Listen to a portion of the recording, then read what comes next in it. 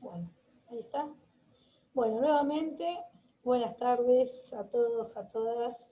En principio, como hemos venido diciendo en todos estos encuentros, agradecerle a cada uno y a cada una por este tiempo de compartir, ¿no? En este contexto tan complejo que atravesamos, que podamos darnos una pausa pequeña para poder encontrarnos, para poder reflexionar, hacernos preguntas y compartir en relación a estas propuestas que venimos realizando. Mi nombre es Silvina Olivares, en este momento soy parte del equipo directivo de la Escuela Superior de Bellas Artes y junto con Aten Capital hemos pensado estos conversatorios que han venido participando a lo largo de las distintas propuestas. En este caso particular, este conversatorio tiene que ver con resignificar la enseñanza, ¿no? Desde la experiencia en tiempos de incertidumbre. Está pensado en tres momentos. El primero lo compartimos con Walter Cohen, que nos ofreció la importancia de la pregunta para resignificar nuestras prácticas y la enseñanza en este contexto. En este momento vamos a compartir este encuentro con Jorge La Rosa, que le agradecemos por haber aceptado la participación y compartir este momento con nosotros. Y el 21 de octubre tenemos el encuentro con Nieves Blanco para seguir resignificando este conversatorio.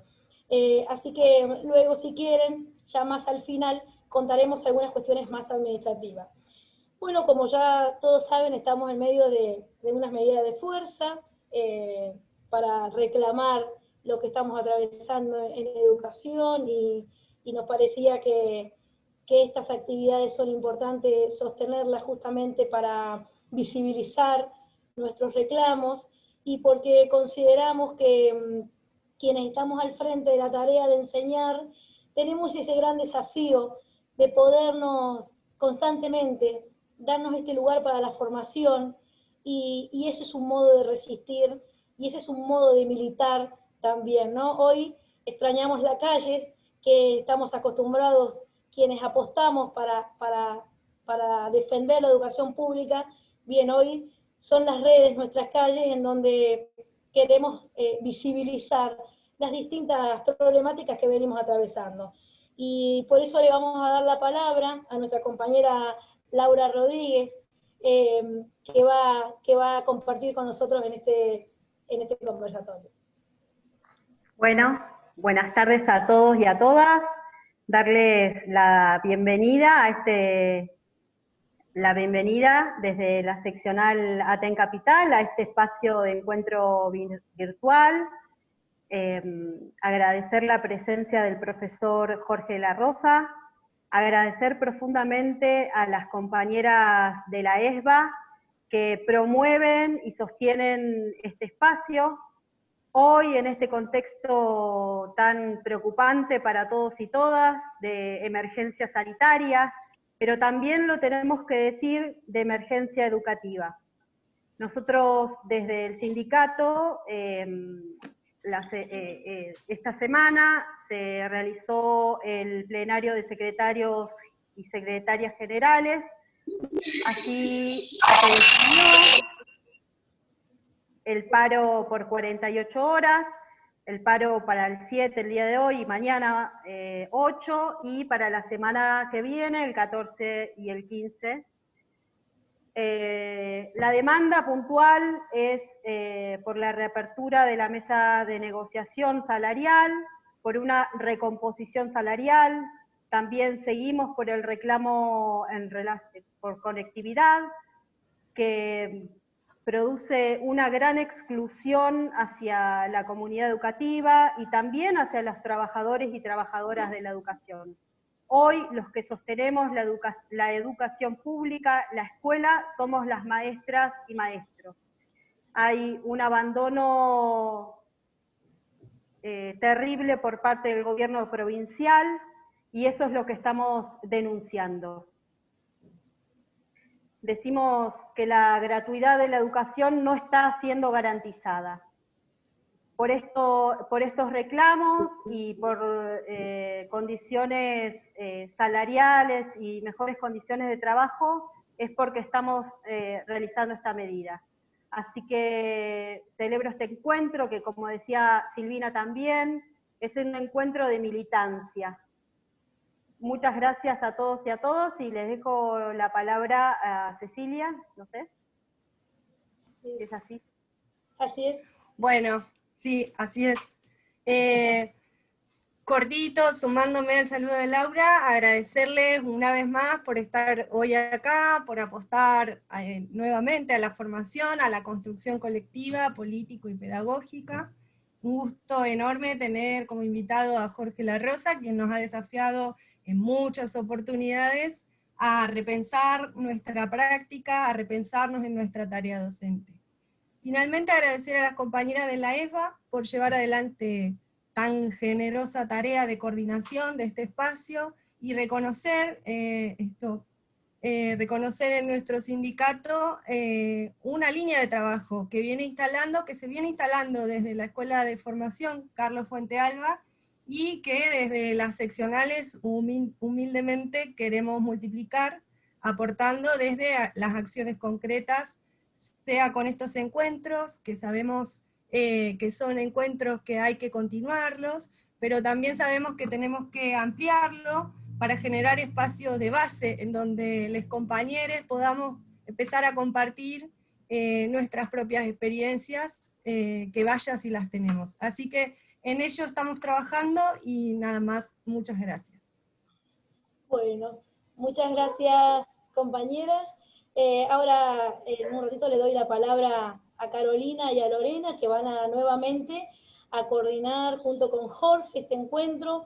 Él va a tener una intervención, como hemos venido haciendo, y ya luego vamos a dar lugar, en principio hemos elegido algunas preguntas de los formularios, luego vamos a trabajar en el Zoom, así que quienes quieran hacer preguntas o intervenciones ustedes mismos, también vamos a dar lugar a eso, y Cecilia va a tomar las preguntas que hayan en el Facebook, así que luego de que Jorge intervenga. Desde ya nuevamente agradecer, creemos que estos espacios son justamente para repensarnos, y voy a citar una frase muy interesante de Jorge del libro Experiencia y Alteridad en Educación, donde escriben parar a pensarse, ¿no? Dice, pensar requiere una interrupción, un apartamiento, una cierta soledad y un cierto silencio. Para pensar hay que retirarse del ruido, del blablabeo, de la banalidad de esas palabras demasiado comunes y demasiado urgentes en las que generalmente estamos atrapados. Para pensar hay que suspender lo automatismo del decir, todo eso que decimos sin pensar.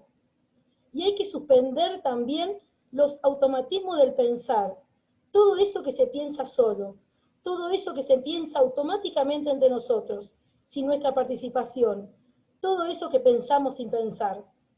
No se trata tanto de decir lo que se piensa, sino de pensar lo que se dice. Y para eso hay que pararse a pensar. Así que los invitamos en este ratito de hora y media o dos, de poder entre todos ponernos a pensar. Así que le doy la palabra a mis compañeras. Gracias, Sil. Bueno, buenas tardes a todos, todas, todes. Como comentaba Silvina al principio, este es el segundo encuentro de este ciclo que venimos pensando, que llamamos Resignificar la enseñanza desde la experiencia en tiempos de incertidumbre. Bueno, hoy contamos con la experiencia y con la voz de Jorge, así que nos alegra muchísimo. Lo voy a presentar brevemente, así después continúa mi compañera Loli y continúa él. Muchas lo conocerán. Él es profesor en Filosofía de la Educación en la Universidad de Barcelona, ha realizado estudios postdoctorales en la Universidad de Londres y en el Centro Michel Foucault de París. Como mencionaba, Sil ha escrito cantidad de libros, ya algunos los conocerán, El profesor artesano, P. Profesor, entre otros, después compartiremos algunos. Y bueno, hoy la idea es poder conversar entre todos y todas, ¿no?, acerca del lugar de la escuela pública hoy, de aquella escuela pública democrática que que siempre leemos con Jorge de Rancière, poder pensar nuestro oficio, encontrarnos para conversar acerca de nuestro oficio, de la enseñanza, de cómo la resignificamos en este contexto que bueno, sabemos que muchos compañeros y compañeras le están poniendo el cuerpo para hacer escuela ante este contexto de tanta desigualdad, así que bueno, agradecemos que estén acá para encontrarnos, para escucharnos, así que bueno, le cedo la palabra a Lori y muchas gracias por estar. Bueno, muchas gracias, Caro, muchas gracias. Hola, buenas tardes a todos y a todas. Acompañando lo antes planteado por Caro y muy en sintonía con la situación actual, que es muy importante repensar, ¿no?, el rol de la escuela hoy, y en este sentido me permito citar a Rancière desde La Rosa, justamente, cuando sostiene que la escuela es ante todo una forma de separación de los espacios y de las ocupaciones sociales, ¿verdad? De los tiempos también. Bueno, y vaya que es tarea difícil en estos tiempos, donde el sujeto de la enseñanza y del aprendizaje se encuentran sosteniendo, ¿no?, este espacio desde la virtualidad. Bueno, en nuestros hogares, en nuestro núcleo familiar, entonces parece todo un desafío, ¿verdad? Es por esto que retomo el escrito denominado Separaciones, de Jorge aquí presente, donde plantea que justamente debe existir y ser garantizado también este espacio diferenciado de otros espacios, como un espacio justamente en la escuela, donde se establece que tanto niñas como jóvenes tengan un tiempo disponible, ¿verdad? Y un tiempo liberado del trabajo, plantea. Esto es muy bueno pensar, ya que es un tiempo, como lo plantea en el texto, no productivo. Esto nos permite pensar también en la garantía del derecho de la educación, ¿no? Donde en la escuela aparece precisamente cuando en una sociedad decide que niños, niñas y jóvenes no tienen que trabajar. Entonces lo que hace es liberar a los niños y niñas del trabajo, pero no, y jóvenes también, para que no tengan justamente que ocupar ese tiempo en tareas laborales, sino para darles un tiempo distinto, ¿verdad? Y sobre todo un tiempo para otras cosas, un tiempo para leer, un tiempo para escribir, un tiempo para debatir, para hablar, para expresarse, para aprender, y también por el puro placer de aprender, dice Jorge, para estudiar. Y bueno, justamente que la escuela está aquí, ¿no? Da a los estudiantes y a las estudiantes tiempo y espacio, va a decir en este escrito, diferenciado del mundo laboral y también de la familia, para que se relacionen con otro tipo de cuestiones, de cosas más específicas, que solo están en la escuela, las materias de estudio. Y bueno, en este sentido, en relación a las materias de estudio, quienes están presentes aquí hoy son los y las especialistas, o sea, los y las docentes. Resignificar las prácticas, desde la enseñanza significa esto, ¿verdad? Desde ese tiempo, desde ese espacio de aprendizaje que invite también a los y las estudiantes al placer por el conocimiento. Así que bueno, las dejo con Jorge. Muchas gracias.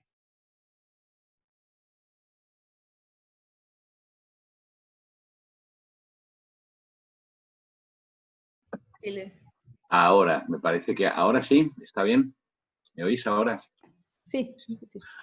Bueno, pues nada, buenas tardes. Quería decir primero que estoy muy contento de haber sido convocado por la sección de formación de un sindicato de docentes, que además está llevando en estos días una lucha particular.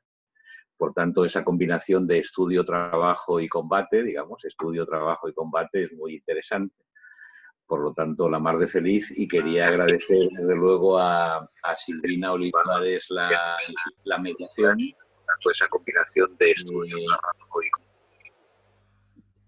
y yo tengo como un delay, me oigo a mí mismo. ¿Se puede evitar esto de alguna manera? Que me oigo a mí mismo. Creo que ahí está Jorge, me parece. Sí. A ver, ahora, ¿no? Es que decía que me oía a mí mismo y eso me lo hacía un poco incómodo. Bueno, quería, desde luego, agradecer también a Silvina Olivares por la mediación. Me gusta mucho esa cita sobre el pensar. De hecho, eso de pararse a pensar tiene que ver con el gesto filosófico desde hace miles de años, ¿no? O sea, pararse, interrumpir el flujo, las ocupaciones cotidianas para dedicar un ratico a darle vueltas a las cosas, ¿no? Y así, ¿no? Entonces, también, desde luego, gracias a todos ustedes por la atención y ya lo diré si acaso al final también, ánimos y suerte con la lucha que están llevando estos días, ¿no? Yo lo primero que quería hacer era corregir levemente el título que se le ha dado, que le dimos, vamos, a mi charla de hoy, ¿no? El título que consta por ahí es algo así como resignificar la enseñanza desde la experiencia en tiempos de incertidumbre. Y yo quería reformularlo así, ¿no? Resignificar la escuela desde la experiencia de la escolarización, o sea, qué significa ir a la escuela, qué significa estar en la escuela, resignificar la escuela desde la experiencia de estar en la escuela en tiempos de incertidumbre. Eso de la incertidumbre, pues qué sé yo, yo participé hace poco en una webinar que era pensar en tiempos turbulentos, en tiempos de emergencia, alguien ha dicho aquí, en tiempos de crisis, en tiempos de desorientación. Pero bien, es verdad que solemos utilizar ese tipo de palabras, ¿verdad? Incertidumbre, turbulencia, crisis, emergencia, etcétera. Por lo tanto, todos tenemos la conciencia de que algo grave está pasando y de que en relación a eso grave que está pasando, pues tenemos que hacer alguna cosa, digamos, ¿no? En tiempos difíciles, en tiempos en que hay que hacer alguna cosa, ¿no? Quería sí que decir algo sobre la palabra resignificar. Hace unas semanas participé en un conversatorio organizado por el ISEP, el Instituto Superior de Estudios Pedagógicos de Córdoba, con Adriana Fontana, en el que estaba también Inés Dussel y Jan Masele. Quizá algunos de ustedes asistieron o lo pudieron ver, ¿no? Y entonces empecé mi intervención, que lo voy a hacer de nuevo aquí, parafraseando las primeras líneas de la pedagogía del oprimido de Paulo Freire, que dicen lo siguiente, ¿no? La pedagogía del oprimido de Paulo Freire empieza así: una vez más, una vez más. Es decir, no somos ni los primeros ni los últimos que han tenido tiempos de incertidumbre, no somos ni los primeros ni los últimos que enfrentamos tiempos difíciles, políticamente difíciles, pero también culturalmente difíciles y pedagógicamente difíciles, ¿no? Una vez más, dice Paulo Freire. Los hombres, luego diré algo sobre los hombres, pero bueno, era Paulo Freire, ese libro tiene más de 60 años. Freire dice: una vez más los hombres, desafiados por la dramaticidad del momento actual. O sea, una vez más los hombres se sienten desafiados por unos tiempos dramáticos, piensan que están viviendo tiempos dramáticos. La manera como eran dramáticos los tiempos de Paulo Freire seguramente era muy distinta como la manera como son dramáticos los nuestros, pero una vez más los hombres, desafiados por el carácter dramático de la actualidad, de su momento actual, él dice, se colocan a sí mismos como problema, ¿no? Y eso les lleva a indagar, a preguntar y a hacer respuestas. Yo sé que en la sesión anterior de este ciclo, Walter Cohen, que como muchos de ustedes deben saber, acaba de publicar un libro sobre Paulo Freire, hizo una especie de elogio de la pregunta, y me imagino que su intervención tuvo que ver con que en tiempos de incertidumbre lo que hay que hacer es preguntarse cosas, ¿no? Pensar cosas. Freire empezaba así: una vez más, los hombres, desafiados por la dramaticidad del momento actual, se proponen a sí mismos como problema, y lo que hacen es indagar y buscar respuestas, ¿no? Les desafío a que intenten ustedes averiguar o pensar qué quiere decir Paulo Freire cuando dice los hombres. Cuando Paulo Freire dice los hombres, en ese párrafo, yo estoy seguro de que no está hablando de los varones, está hablando de otra cosa, ¿no? Los hombres, no son los hombres, ¿no? Desde luego, en la lógica de Paulo Freire, los hombres no pueden ser los opresores, porque los opresores no tienen ningún problema más que mantener la máquina de la opresión y de la dominación. Los hombres no se plantean, los opresores no se plantean a sí mismos como problema. Tampoco pueden ser los oprimidos, porque en la lógica de Paulo Freire, los oprimidos muchas veces carecen de las herramientas culturales, del vocabulario, de las herramientas para plantearse a sí mismos como problema. Justamente la educación para Paulo Freire es producir esa problematización. Entonces, si no son ni los opresores ni los oprimidos, ¿quién son los hombres? Los hombres seguramente para Paulo Freire son aquellos que se plantean problemas, es decir, aquellos que se plantean problemas, aquellos o aquellas que pueden ser desde luego hombres, mujeres, cristianos, moros, blancos, negros y cualquier tipo de cosa. Los hombres, los que se plantean problemas, se plantean a sí mismos como problemas. Pero en cualquier caso, después de, en ese conversatorio, después de citar esa frase de una vez más, ¿no?, yo dije que relacioné ese una vez más con verbos que empiezan por re, ¿no? Dice que a mí me gustan cada vez más los verbos que empiezan por re, y entonces hablé de recuperar la escuela, reinstalar la escuela, repensar la escuela, pero repensar exige recordar, reconstruir, rehacer, reformar, reimaginar, pero reimaginar exige respetar, reinventar. Y curiosamente no se me ocurrió el verbo resignificar, ¿no? Seguramente, porque el uso convencional del verbo resignificar es que hay que darle a las cosas otro significado. No es significarlas de nuevo, sino darles otro significado, ¿no? Y yo lo que quería era mantener el verbo resignificar, pero no en el sentido de darle otro significado a la escuela, no en el sentido de darle otro significado a la escuela, sino de volverse a preguntar cuál es el significado de la escuela, es decir, qué significa la escuela para los pibes, para los profesores, para la sociedad, y si eso que la escuela significa puede ser, una vez más, recuperado, reinstaurado, renovado, etcétera, siempre con la condición, naturalmente, de que la escuela siga siendo escuela. La última vez que yo estuve en Argentina fue hace poco más de un año. Estuve 3 meses largos recorriendo el país entero, ¿no?, presentando el que entonces era mi último libro, publicado en Argentina, esperando no se sabe qué. Luego salió el profesor Artesano, que ya no se pudo presentar, vamos, ya no pude yo ir a Argentina a presentarlo por la pandemia, ¿no? Pero en fin, me recorrí gran parte del país. Y entonces trabajé también en muchos contextos sindicales, digamos. Y entonces en muchos sitios vi pancartas, declaraciones y cosas así que decían eso de defendamos la escuela pública, ¿no? Defendamos la escuela pública. La escuela pública merece ser defendida, pero para defender la escuela pública tenemos que tener un poquito claro qué significa escuela y qué significa pública, no sea que defendamos cosas que no nos interesan defender, ¿verdad? O sea, qué significa escuela y qué significa pública, es decir, tenemos que saber qué es lo que defendemos, ¿no?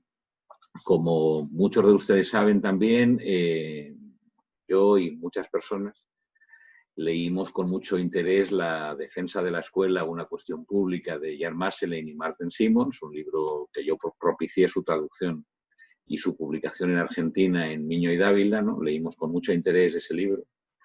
Y entonces la tesis un poco de ese libro es eso, ¿no? La defensa de la escuela es la defensa de qué. O sea, Jan Masselen tiene la sección central del libro, se titula ¿Qué es lo escolar?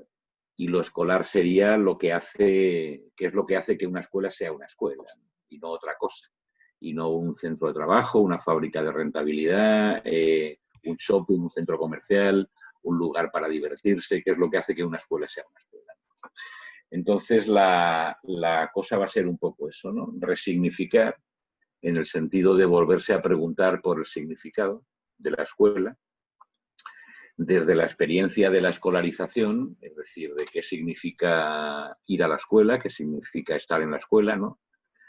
Y en tiempos de combate, de crisis, de incertidumbre y desde luego de destrucción y arrasamiento de todo lo público en muchos lugares del mundo, ¿no? De todo lo que tiene que ver con lo público y por lo tanto con lo común, con la ciudadanía, con lo democrático, etcétera, etcétera. Entonces, para empezarle a dar un sentido a eso, a resignificar la escuela desde la experiencia de ir a la escuela o de estar en la escuela en tiempos de incertidumbre, pues yo había pensado referirme a ese texto de Rancière, que yo utilizo en separaciones, que Carolina ha citado y que Lorena ha desglosado, de manera que lo ha explicado casi mejor de lo que lo podría explicar yo mismo en este momento, ¿no? Porque ha hecho un recorrido muy interesante y muy riguroso de ese texto. Pero, en fin, voy a leer yo algunas frases de ese texto y hacer algún comentario sobre qué es esto de la escuela en ese texto de Rancière. Ese texto de Rancière empieza con una frase muy impresionante, ¿no? Porque dice, la escuela no se define por su función social, y eso es muy extraño, que nosotros estamos acostumbrados a pensar en cuál es o cuál debería ser la función de la escuela, y siempre que pensamos en una institución o en cualquier cosa, pues tendemos a preguntarnos para qué sirve o para qué debería servir, ¿no? ¿Cuál es la función social, la función política, la función cultural que realizan? Entonces Rancière empieza diciendo eso, la escuela no se define por su función social, y dice después, la escuela es una forma, lo ha hecho muy bien Lorena, ¿no? La escuela es una forma de separación de espacios, tiempos y actividades sociales. Yo creo que eso es una tesis muy sorprendente y muy rica, también desde el punto de vista político, ¿no? Porque para Rancière, y yo creo que también para Jan Maestlin y para mí también, quizá en algún momento, ¿no? La escuela es política, es interesante, es revolucionaria políticamente, no solo por lo que pretende, sino por lo que es decir, por su propia forma. Es la forma de la escuela, es la escuela misma, ¿no? Luego desgranaré un poco cuál es esa forma, ¿no? La que tiene un interés político muy interesante, ¿no? Independientemente de la función política que nosotros le queramos dar, pero es la forma escolar la que es política en sí misma. Entonces, después de decir eso, ¿no? Que la escuela no se define por su función, sino por su forma, y lo que hace esa forma es separar espacios, tiempos y materialidades, y actividades, perdón.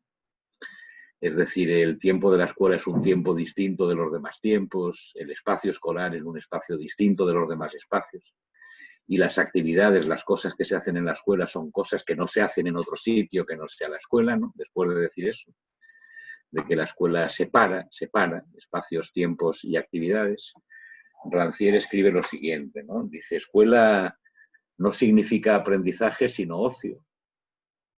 Ese no también es muy interesante, ¿no? O sea, para nosotros es obvio que la escuela es el lugar donde se va a aprender, pero aprender se aprende en cualquier lugar y a cualquier hora. De hecho, los desescolarizadores, ¿no? Los que están aprovechando la pandemia para desarrollar las tecnologías y decir que no hace falta escuelas, que se puede aprender en cualquier lugar, que en cualquier tiempo, en cualquier espacio, ¿no? Que con las pantallas podemos llevar la escuela con nosotros mismos, digamos. Se aprende también así, ¿no? Pero dice Rancière que la escuela no significa aprendizaje, sino significa ocio. Y dice después la escolé griega, la palabra escuela viene de escolé, que significa literalmente tiempo libre, ¿no? Es una separación del tiempo, es un tipo de tiempo, ¿no? La escolé griega, dice Rancière, separa dos usos del tiempo, o dos maneras de estar en el tiempo, si queréis. El uso de aquellos a quienes la obligación del servicio y de la producción les quita, por definición, tiempo para hacer otra cosa, es decir, el tiempo de los que no tienen tiempo, el tiempo de los que solo pueden trabajar. En Grecia, el tiempo de los esclavos, el tiempo esclavo, ¿verdad? El tiempo de los que no tienen tiempo para otra cosa que no sea trabajar. Nosotros vivimos en una sociedad también del consumo, pero sería el tiempo de los que no tienen tiempo sino para trabajar y consumir, cuyo tiempo se pasa entre el trabajo y el centro comercial, digamos, el trabajo y el consumo, ¿no?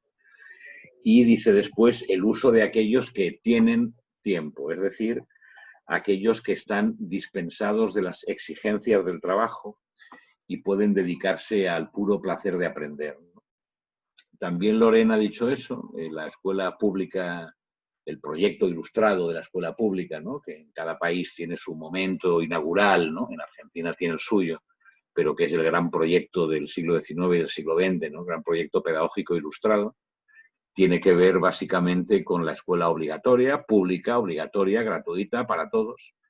Y eso pasa por arrancar a los niños del trabajo. Los niños pues estaban en las minas, en las fábricas, cuidando cabras, en el campo, yo qué sé, estaban, vamos, no hay más que leer a Marx o a Dickens para ver las condiciones de explotación de la infancia, ¿verdad?, durante la Revolución Industrial. Entonces el proyecto de la escuela pública pasa por liberar a los niños del trabajo y darles tiempo para otra cosa, ¿no? Darles tiempo para otra cosa. Y de hecho, lo que nosotros estamos haciendo aquí y ustedes están haciendo cuando se reúnen para conversar y tal, no es otra cosa que darse un tiempo para otra cosa que no sea trabajar y que no sea consumir. Es decir, darse un tiempo también para la política, para la reflexión, para la conversación, para el pensamiento, etcétera, etcétera, ¿no? Por tanto, la escuela abriría una especie de agujero en el tiempo, ¿no? Una especie de tiempo fuera del tiempo, en el que ese tiempo está separado de... En ese sentido, la escuela es un privilegio. Yo creo que esa sensación de que la escuela es un privilegio quizá ahora se esté volviendo a poner encima de la mesa. A mí me ha llamado mucho la atención, quizá en Argentina no sea así, pero van a entender lo que quiero decir. Me ha llamado mucho la atención que cuando las escuelas se han cerrado, todo el mundo ha empezado a tener nostalgia de la escuela, a necesitar la escuela y a darse cuenta de lo importante que es la escuela. Ha habido investigaciones, ¿no?, en relación con estudiantes universitarios sobre cómo vivieron el cierre de las universidades, y entonces los estudiantes dicen muchas veces que tienen ganas de ir a clase y de conversar y de encontrarse con otros estudiantes y de leer y de tener profesores. A mí eso me llama mucho la atención porque, como todos ustedes saben, llevamos décadas en que la escuela es una institución altamente criticada. La escuela es aburrida, disciplinaria, racista, clasista, está separada de los intereses de los chicos, en fin, como si la escuela fuera un lugar horroroso, digamos, que no sé por qué llevamos a los niños, ¿verdad?, porque parece que es un instrumento de las clases dominantes para atontar a los niños y a los jóvenes, ¿no? Y eso no es así. O sea, la escuela, ustedes lo saben muy bien, también forman parte de un sindicato. La escuela pública, gratuita y obligatoria es el resultado de muchísimas luchas populares, es una conquista de las clases populares, una de las grandes conquistas de las clases populares, la escuela pública, obligatoria, gratuita y para todos, ¿no?, y homogénea, ¿no? Por tanto, yo creo que en los últimos años nos habíamos olvidado un poco de eso. En la generación todavía de mis padres, ir a la escuela era claramente un privilegio, ustedes saben también eso, familias con 5 o 6 hermanos, de los cuales solo uno podía estudiar porque los demás tenían que trabajar, ayudar en el campo o lo que fuera. Entonces toda la familia se sacrificaba para que el que podía estudiar pudiera estudiar, y él lo sentía como un privilegio y desde luego tenía que corresponder de alguna manera a eso que la escuela le había dado. Yo recuerdo siempre con mucha gratitud el discurso que me hizo mi padre cuando yo me fui a Madrid a estudiar en la universidad, ¿no? Yo nací, me crié en un pueblo minero de 10.000 habitantes, minero y labrador y campesino. La mayoría de mis amigos, vamos, todos mis amigos, eran hijos de mineros o de campesinos. Y cuando yo me fui a Madrid a estudiar, la mayoría de mis amigos se quedaron a trabajar, o en la mina, de electricistas, de lo que fuera, ¿no? O en la mina o en el campo, cuidado, se quedaron a trabajar. Y entonces mi padre me dijo una cosa muy impresionante, ¿no? Me dijo, mira, hijo mío, tú te vas a Madrid a estudiar, pero que sepas que son tus amigos los que se quedan aquí los que van a pagar tus estudios. Eso a mí ya me impresionó mucho. O sea, mi padre no me dijo, yo te voy a pagar tus estudios, sino que me dijo, son tus amigos que van a seguir trabajando los que van a pagar tus estudios. Los que van a pagar tus estudios. Y por lo tanto no puedes permitirte, cuando tú vuelvas aquí, no puedes permitirte ni sentirte superior, desde luego, ni sentirte superior. Y desde luego tienes que intentar que lo que tú estudies, lo que tú hagas, sea relevante para ellos. O sea, a ellos les parezca que está bien que tú hayas estudiado porque el haber estudiado tiene como un retorno a la sociedad. Yo creo que ese discurso hoy sería claramente imposible, ¿no? Tiene que ver con una lógica de la responsabilidad social, la responsabilidad por lo público. Qué sé yo, pues yo tuve el privilegio de estudiar medicina o arquitectura o derecho o periodismo o filosofía. Y eso no me hace un privilegiado, sino que eso me da una responsabilidad pública porque es la sociedad entera la que ha pagado mis estudios. tiene que ver con una tal. Y luego esa idea del privilegio, ¿no? Yo creo que esa idea de la escuela pública, la universidad pública y tal, mantuvo hasta hace poco un poco ese espíritu, ¿no? De la posibilidad de librarse del trabajo para hacer otra cosa que trabajar. Y por lo tanto para estudiar por una cierta responsabilidad pública. Entonces, un poco más adelante, ¿no? Rancière relaciona, por lo tanto, la experiencia de ir a la escuela, que es sobre lo que yo quería hablar, tiene que ver con la experiencia de entrar en un tiempo distinto de otros tiempos, ¿no? Rancière le llama tiempo libre, escolé, un tiempo liberado de las presiones de la eficacia, de la productividad, etcétera, ¿no? Entrar en un tiempo también como el de la escuela, y ahora vuelvo a lo que decía también Silvina sobre el pararse, ¿no? Que el tiempo de la escuela es un tiempo lento, ¿no? La mayoría de las tecnologías escolares son tecnologías de la lentificación, la escritura. Lo que hacen los profesores es parar a los chicos. O sea, yo colecciono escenas pedagógicas de un grupo de estudiantes acompañados de un profesor en un jardín botánico, en un museo, en un cementerio, donde sea, ¿no? Haciendo, sé yo, una salida pedagógica, ¿no? Un profesor con unos chicos van a ver una catedral, o van a ver un museo, o van a ver un jardín botánico. Y lo primero que hace el profesor, naturalmente, es parar a los chicos. O sea, quietos aquí delante de este árbol, o quietos aquí delante de este cuadro. Los chicos se irían inmediatamente a otra cosa, son hiperactivos por naturaleza, se la pasarían correteando. Y lo que hace el profesor es parar a los chicos, detenerlos, ¿verdad? Y por lo tanto demorar la atención sobre una sola cosa durante un cierto tiempo, ¿no? Parar a los chicos, ¿no? Delante de un cuadro, proponer una serie de ejercicios, mirarlo más atentamente y tal. Los imperativos escolares son muchas veces hazlo más despacio, hazlo otra vez, piénsalo mejor, ¿no? Atiende más, qué otra cosa hay aquí que sea interesante. Los imperativos escolares muchas veces tienen que ver con evitar la distracción, con producir una atención continuada, con detener un poco la velocidad y la rapidez del tiempo, ¿no? Entonces, el tiempo escolar es un tiempo, eso, no productivo, libre, es un tiempo lento, es el tiempo para la atención demorada. A mí me llamó mucho la atención cuando trabajé sobre el oficio de profesor que ya los profesores antiguos, de la antigüedad, quiero decir, del Imperio Romano, ya decían un poco que su problema era justamente cómo mantener la atención de los jóvenes, ¿no? Decían, los jóvenes están tironeados por 1000 hilos, están, qué sé yo, distraídos por 1000 cosas, y entonces lo que hace la escuela es concentrarlos, es decir, concentrarlos sobre una sola cosa atentamente durante un cierto tiempo, ¿no? En cualquier caso, Rancière va por ahí, ¿no? La escuela da un tiempo particular, da un espacio particular, un espacio igualitario, ¿no? Un espacio que, como dice Masselin, suspende la desigualdad del nacimiento, ¿no? En algún momento de ese texto Rancière habla de los bien nacidos y los mal nacidos. Es verdad que a la escuela griega solo podían ir los bien nacidos, claro, los hijos de los ciudadanos libres. Los esclavos no iban a la escuela, ¿verdad? Los bien nacidos. En nuestra época también hay bien nacidos y mal nacidos. También hay los que nacen en un lado y nacen en el otro, con un color de piel o con otro, qué sé yo, los que nacen en un sitio o en otro, ¿no?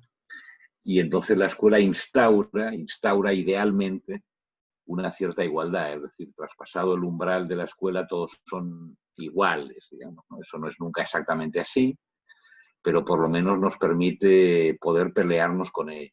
En relación a eso, a la igualdad escolar, yo siempre pongo el ejemplo de la justicia. La justicia se basa sobre una tesis extraña, ¿no? De que la ley es igual para todos. Eso es un invento griego también. La isonomía le llamaban los griegos, ¿no? Esa idea de que la ley es igual para todos. Todos sabemos que no es así, que la justicia es clasista, racista, sexista, etcétera. Que el aparato de justicia muchas veces está para defender los privilegios de los ricos y no para otra cosa. Todos sabemos que la justicia no es igual para todos, pero sin embargo todos podemos luchar porque la justicia sea más justa, para que la justicia haga honor a su nombre. Entonces todos sabemos que la escuela no garantiza la igualdad, ¿no? No la garantiza ni la ofrece, que la escuela es racista, clasista, sexista, todo lo que queráis, pero solamente si tenemos en la idea, ¿no?, que la escuela es una institución igualitaria podemos combatir por una educación pública igualitaria que trate a todos los chicos por igual, etcétera, etcétera, ¿no? Eso sería un poco la idea de la igualdad.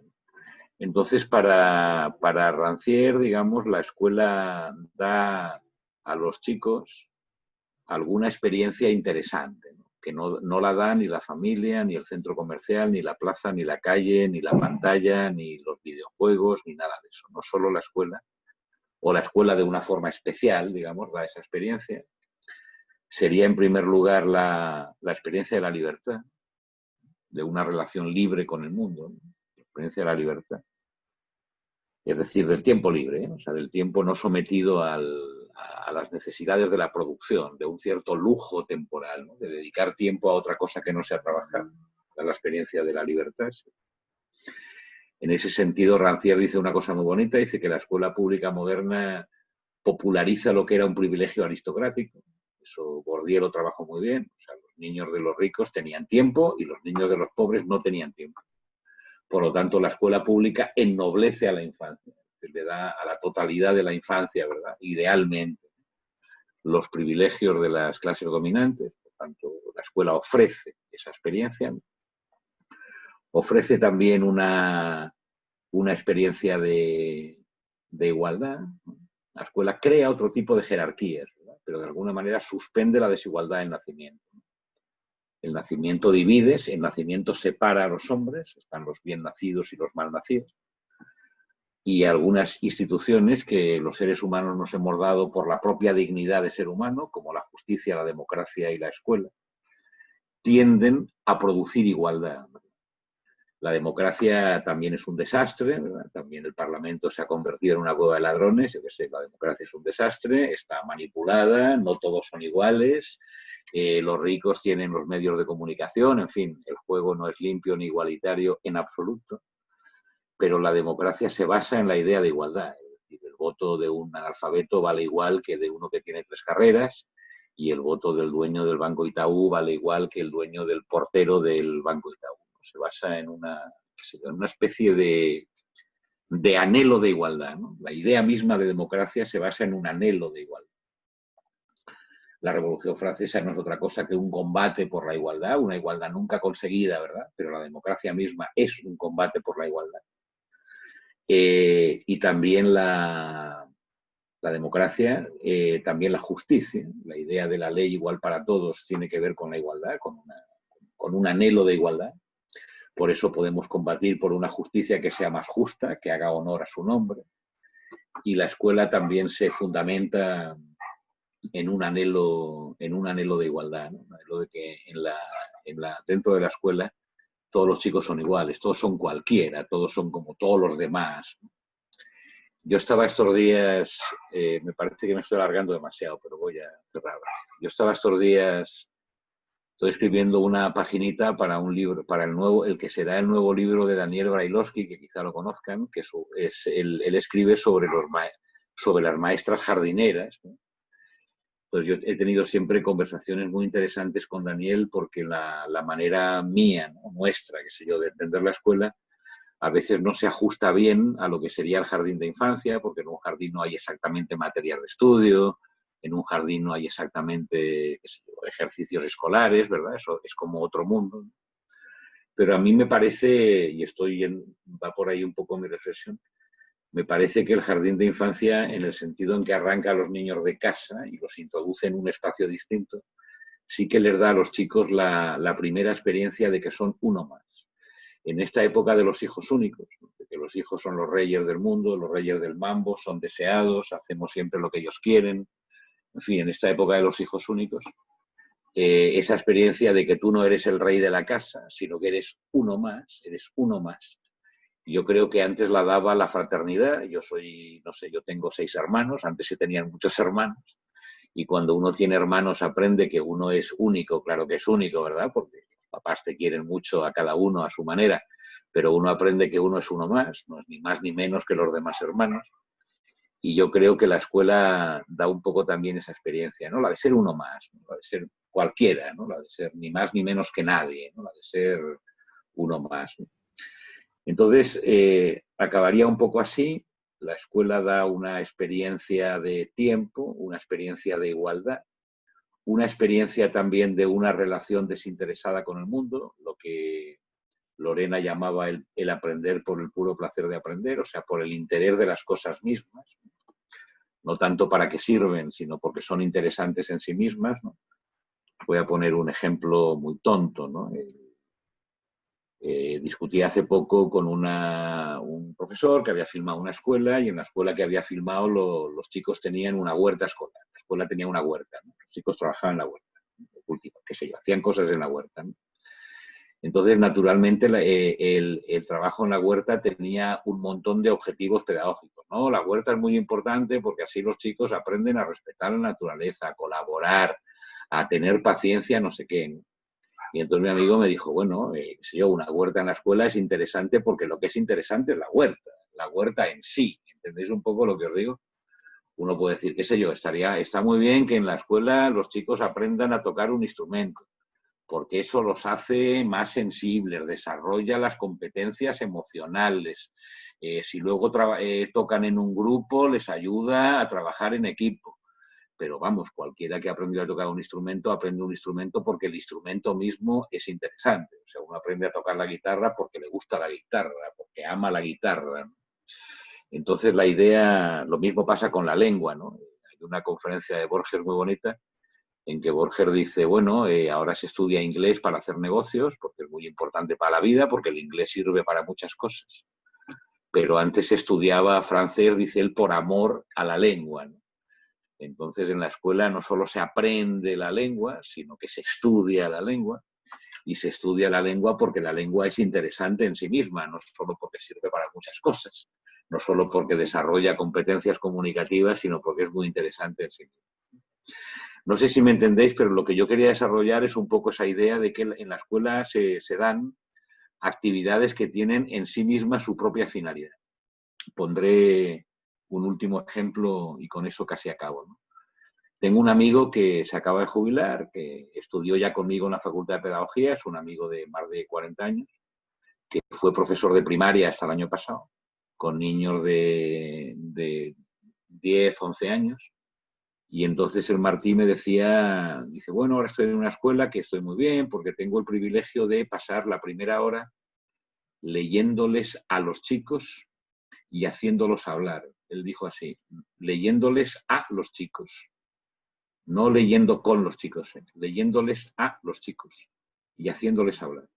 Y me enseñó unas fotos muy bonitas porque cultivaba un poco la atmósfera del aula, una luz un poco tenue, cultivaba un poco el silencio, la atención, qué sé yo, una cierta puesta en escena de la lectura pública. Y entonces yo le pregunté, bueno, ¿y cómo tú justificas que dedicas la primera hora a leerles a los chicos y hacerles hablar? Y dice, bueno, yo pongo que así se desarrollan competencias comunicativas que son muy importantes para la emprendeduría, porque así uno luego puede aprender a presentar un proyecto y no sé qué. Pero lo bonito era su sentencia. O sea, yo dedico la primera hora a leer con los chicos y hacerlos hablar. ¿Y eso para qué sirve? Pues para leer con los chicos y para hacerlos hablar. Es decir, para que los chicos aprendan lo que la escuela debería enseñar siempre, que no es otra cosa que a desarrollar la palabra, el juicio y el pensamiento. Aprender a hablar, aprender a juzgar, a distinguir y aprender a pensar, ¿no? Esas cosas que no sirven para nada, pero que son interesantes en sí mismas. Es decir, la experiencia de lo interesante que puede ser lo desinteresado, lo podríamos decir así. En la escuela se aprende lo interesante que puede ser lo desinteresado. Entonces, ya para terminar, la última frase va a ser un poco así, ¿no? Resignificar la escuela y la experiencia de la escolarización es curioso porque lo que la escuela significa y la experiencia de la escolarización significa, eso ya lo sabemos, no lo tenemos que resignificar, ya lo sabemos. Y lo sabemos hace mucho tiempo, ¿no? Lo que pasa es que es cada vez más difícil de sostener. Gracias, tesoro, ya está. Por tanto, no se trata tanto de cambiar el significado de la escuela, sino de volver a darle significado en otro contexto y con otros medios. Entonces, lo que pasa es que lo que significa la escuela ya lo sabemos, pero cada vez es más difícil sostenerlo. El tiempo libre y lento está cada vez más difícil Y cuando la escuela, desde luego, sale de su espacio y de su materialidad, ¿no? De sus paredes y de sus materialidades, es todavía más difícil. El espacio igualitario está cada vez más difícil. Cuando la escuela se domestiza, ¿no? Como dice Ines Dussel, o sea, pasa al hogar y abandona su reducto, ¿no? Las desigualdades se multiplican por 10.000, o sea, el hacer de la pantalla, digamos, ¿no? O de la escuela a distancia un espacio igualitario es muy difícil, y una relación desinteresada con el mundo también está cada vez más difícil. Entonces, me gustaría a mí reiterar un poco eso, ¿no? Volviendo a lo de los tiempos de incertidumbre, todos los tiempos son tiempos de incertidumbre, siempre es una vez más. A nosotros nos ha tocado la nuestra.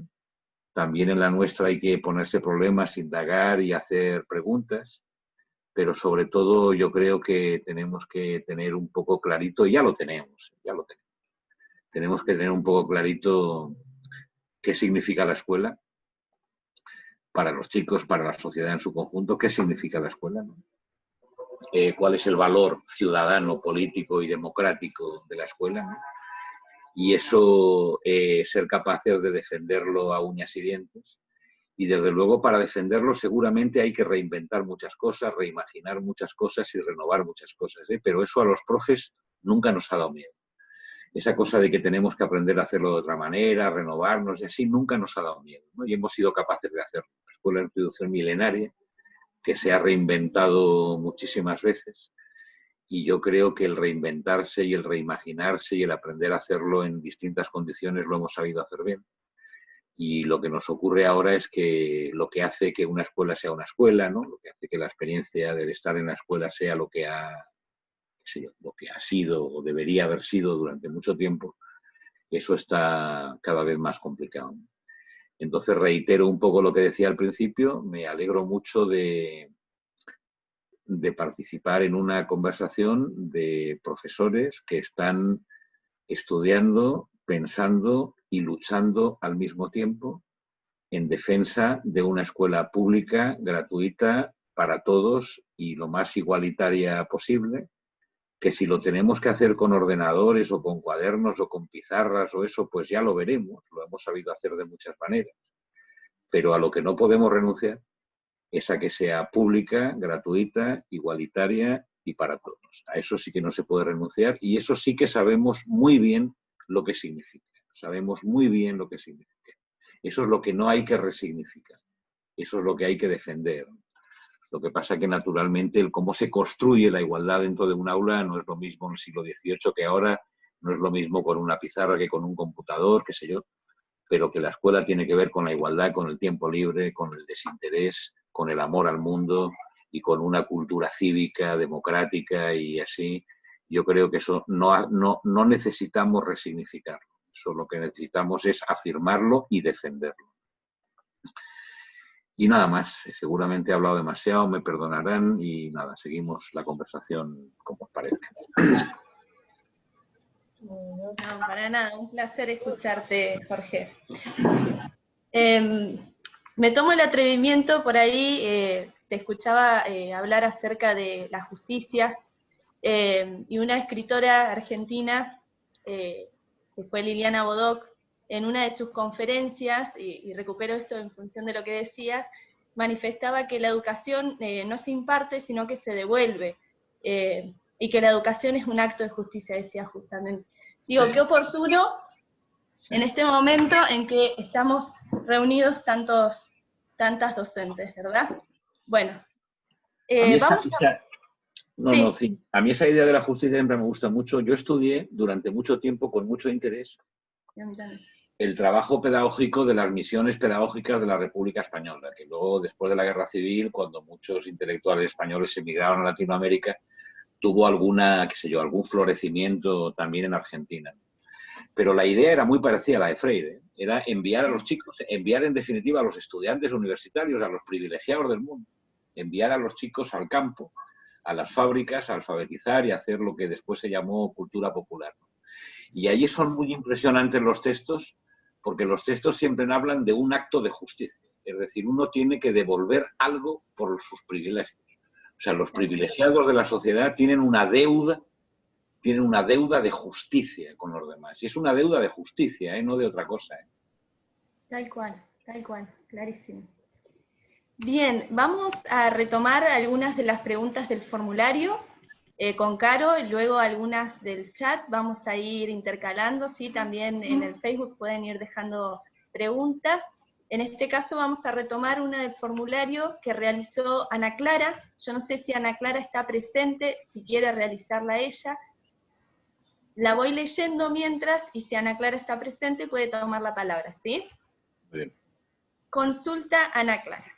¿Desde qué lugar se puede resignificar el oficio de enseñar en este contexto de incertidumbre, que bueno, es algo de lo que venías manifestando, Jorge, y particularmente en nuestro país, de suspensión de la presencialidad? Creo que viene muy en sintonía con lo que vos recién estabas consultando, manifestando por ahí esta consulta. No sé si está Ana Clara, si quiere ampliarla, si le parece que con lo expuesto anteriormente quedó resuelta. No está. Bueno, no está, o ya le parece que ha estado bien formulada por ti la pregunta. Bien. Pero sí, bueno, es la pregunta, digamos, de esta época. O sea, las escuelas están cerradas y es verdad que el oficio de profesor y las tecnologías escolares y los artefactos del oficio siempre han estado ligados a la proximidad, a la presencia y al cuerpo.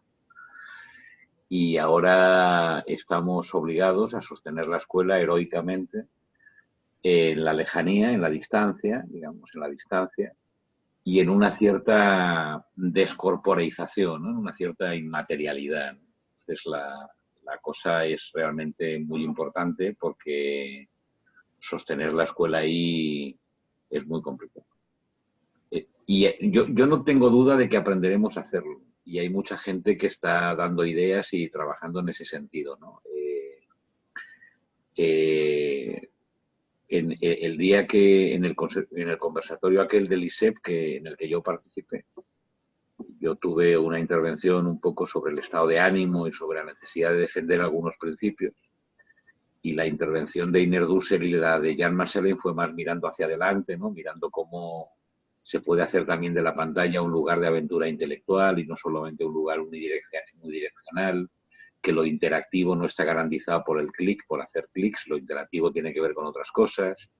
Entonces hay mucha gente que está trabajando de una forma muy interesante en cómo sostener también la separación espacial, ¿no? Digamos, ¿no?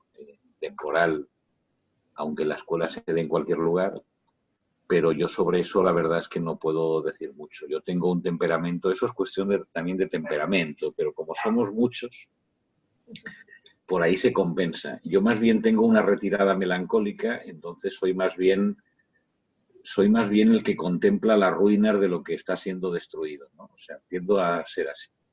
Pero tengo amigos que no tienen una mirada melancólica, o también un poquito, ¿no? Siempre hay que tener una mirada melancólica, pero tienen una mirada como más hacia adelante, ¿no? Como más hacia lo que se podría hacer. Entonces yo en eso soy como más incapaz de formular cualquier consigna. Pero yo estoy convencido de que lo sabremos hacer, porque pienso que siempre lo hemos sabido hacer. Puede que haya algún momento de impar, de colapso, de indefinición. Es posible que entreguemos las tecnologías a las grandes empresas tecnológicas y entonces habremos cagado y habremos perdido la batalla, ¿eh? Pero si somos capaces de trabajar de una forma inteligente con ellas y atendiendo a la especificidad de los chicos y de los barrios y de sus contextos y tal, que siempre lo hemos sabido hacer, mejor o peor, pero siempre lo hemos sabido hacer, yo creo que podemos recuperar una escuela o reinstalar una escuela que valga la pena. No sé muy bien cómo, ¿eh? Yo también estoy en el mismo desafío, ¿eh? Estoy enfrentando el que será seguramente mi último año como profesor universitario, prácticamente haciéndolo todo a distancia, y estoy en el mismo desafío. ¿Cómo creas un vínculo con eso? ¿Cómo haces que la pantalla sea interesante? ¿Cómo mantienes la conversación ahí? Estamos todos en ello, ¿eh? Yo estoy seguro de que lo sabremos hacer. Estoy seguro, ¿eh? Sobre todo si lo hacemos juntos y de una forma organizada, digamos, ¿no? Y además exigiendo lo que haya que exigir, ¿eh? Pero yo creo que estamos todavía en momentos como muy experimentales, como muy de dar palos de ciego, de buscar maneras y tal, de sostenerlo con las uñas, como se puede, pero estamos en momentos muy experimentales. Dependerá también de hasta qué punto las instituciones públicas se comprometen o no con eso, claro. O sea, los profesores hacen lo que pueden, pero las instituciones también tienen su papel y están muy, qué sé yo, muy demandadas por muchos lugares, ¿no? Entonces, yo no sé si estaremos a la altura, ¿no? Si seremos capaces de estar a la altura, ¿no? Pero yo creo que lo acabaremos haciendo, siempre que haya, pues eso, el compromiso político, ciudadano y social suficiente, y desde luego del compromiso y de la inteligencia de los profesores. Yo no dudo ni he dudado nunca, o sea, de que aprenderemos a hacer bien nuestro trabajo en las condiciones que sea, como ha sido siempre, ¿eh? O sea, mi mamá era maestra de parvulario de lo que ustedes llaman jardín, en plena época prácticamente de la posguerra española, y lo hizo lo mejor que pudo. O sea, las circunstancias siempre han sido difíciles. Y yo no dudo en que lo haremos lo mejor que podamos. Pero es verdad que como para dar metodologías, soluciones y recetas, yo creo que aún no están los tiempos para eso. Están como para documentar, para pensar, para probar, para tratar de acercarse a la gente que hace cosas interesantes y tratar de aprender de ellos. Están las cosas un poquito así como inciertas, diría yo. Bien, gracias Jorge. Ahí vamos a ir retomando las preguntas que dejaron en el formulario. Mariela Racedo, que no sé si estará, preguntó: ¿qué tipo de experiencia es la experiencia que está mediada por los entornos virtuales, y particularmente en el ámbito educativo? ¿Qué tipo de vínculos se puede recrear y resignificar allí? Va un poco también en sintonía con pensarnos en este momento en la virtualidad. Sí, estamos en eso, ¿no? Estamos en eso, en qué pasa con los cambios de las cosas, ¿no? Cuando cambian las cosas, cuando cambian los artefactos, las formas de distancia. Y yo no qué sé yo, pues me paso el día pensando, pero ustedes también. O sea, yo pasé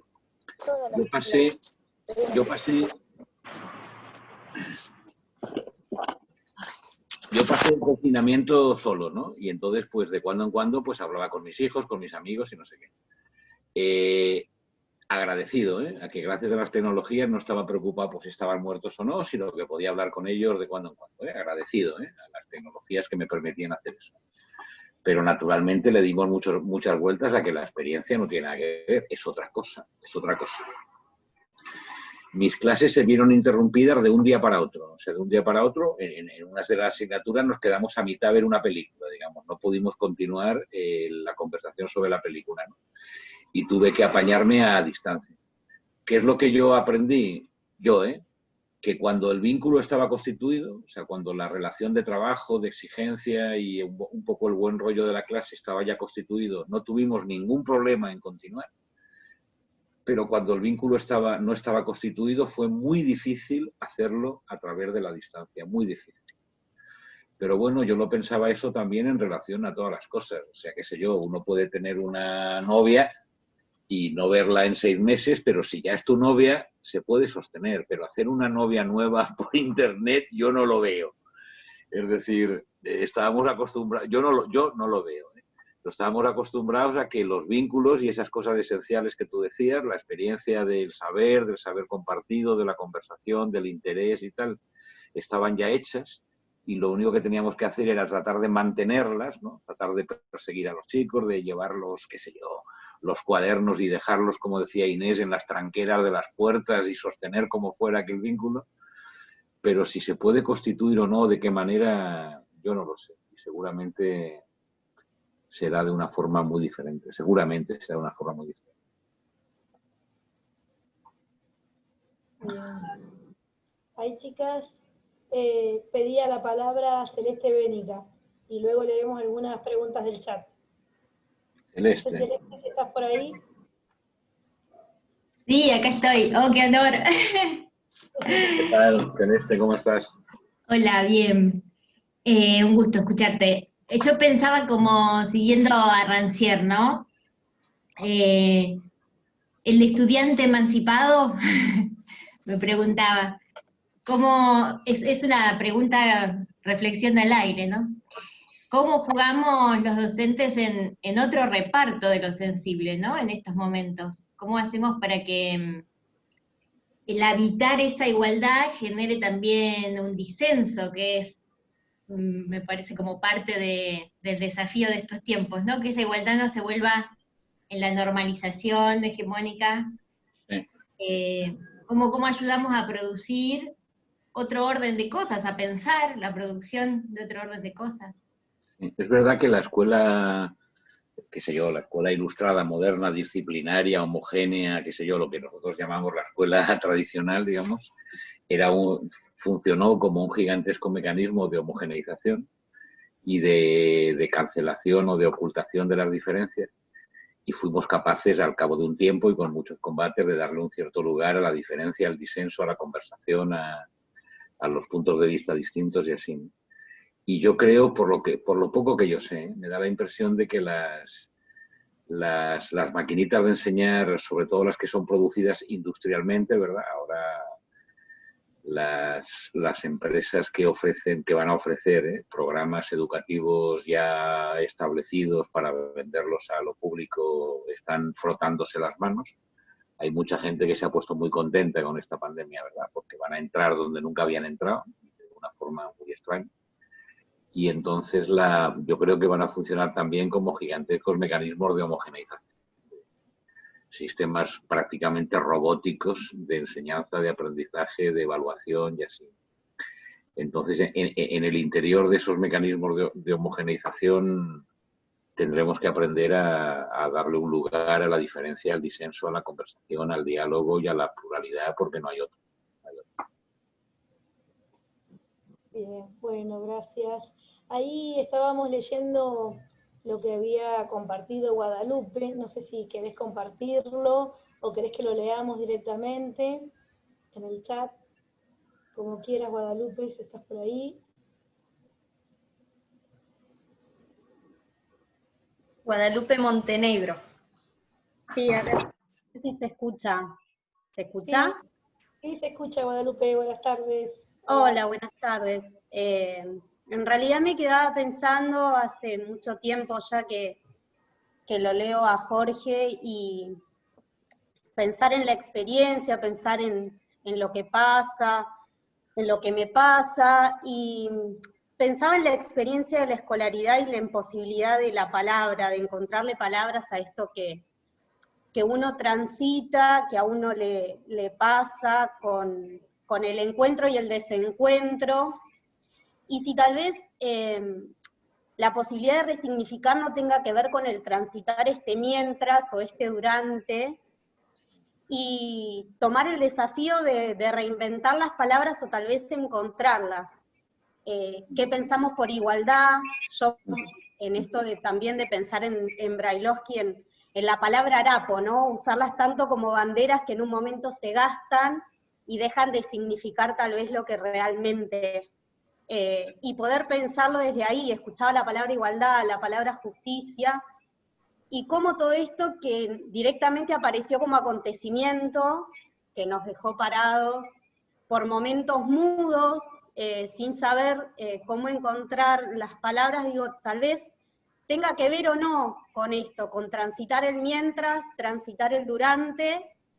Pienso el mientras, el durante también en palabras de Scliar y el último libro, pensar qué nos pasa en este durante, ¿no? Nos quedamos con la escuela que era y el antes, y estamos pensando en cómo volver, pero no qué nos pasa ahora. Y bueno, ¿qué significa la igualdad en términos de virtualidad? ¿Qué significa ser escuela, transitar escuela? Pensar la escuela en este mientras, y que creo que es lo que nos está costando, porque la experiencia que tenemos es de la escuela anterior, no de la escuela en virtualidad. No sé, preguntas también es al aire, no sé, pienso. Sí. No, sí, ese es el asunto, ¿no? Lo de el cómo sostener algunas cosas en condiciones que nadie esperaba y que son, desde luego, yo creo que un tanto hostiles a algunos de los principios que sostenían esa idea de escuela que yo he querido desarrollar. Pero es verdad que sí que quiero hacer una apelación, siguiendo un poco el hilo de lo que tú decías, Guadalupe, a a la cuestión de las palabras, ¿no? Porque lo que nos había pasado antes también, que antes tampoco era una balsa de aceite nada, ¿eh? O sea, la crisis ha revelado carencias, enormes desigualdades y problemas que ya veníamos arrastrando, y una cierta dirección, una cierta aceleración también de procesos de disolución de la escuela pública que ya estaban en marcha, ¿eh? Y de su compresión en otra cosa que ya estaban en marcha. Pero bueno, antes de todo esto, el vocabulario pedagógico, vamos, yo he dicho algunas cosas de estas también, ¿no? El vocabulario pedagógico ya estaba altamente contaminado por el vocabulario de la empresa, de la calidad, la innovación, el rendimiento, la eficacia, los resultados, etcétera, ¿no? El mundo entero se ha convertido en una empresa. El sujeto emprendedor, ¿verdad?, que hace de sí mismo una mercancía para vender en el mercado de trabajo, es un poco lo que la escuela neoliberal quiere formar, ¿no?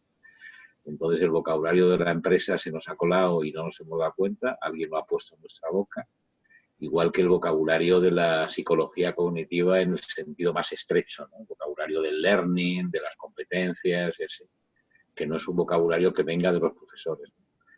Entonces yo creo que ya estábamos un poco en eso, en darle vueltas a quién nos había puesto en la boca esas palabritas que no habían aparecido, no venían de nuestra propia práctica ni de nuestras propias luchas, venían de otros lugares, ¿eh? Y alguien nos las puso en la boca, ¿no? Y entonces ya veníamos con ese asunto. Y luego, también siguiendo un poco el hilo de tu reflexión, yo creo que sí que es importante darle una cierta densidad a esas palabras que para nosotros son claves, ¿eh? Como qué quiere decir público, qué quiere decir igualitario, qué quiere decir desinteresado, qué quiere decir esas cosas, qué quiere decir para todos, qué quiere decir para todos, qué quiere decir todos, ¿no? Ese todos que está hecho de diferencias también, ¿no? ¿Qué quiere decir? Porque si no nos va a pasar, como ha pasado muchas veces, que el enemigo se va a apropiar de las palabras y entonces nos va a dejar con el culo al aire, ¿no? O sea, en España cuando se organizó lo de, qué sé yo, las plazas aquellas, ¿no?, que dieron lugar a Podemos, y cuando la gente se va a la plaza, la gente decía, le dicen democracia y no lo es, ¿no? Le dicen democracia y no lo es. Democracia real, ya. Entonces nos va a empezar a pasar eso, ¿eh? Le dicen escuela y no lo es. Escuela real, ya. Le dicen igualdad y no lo es. Igualdad real, ya.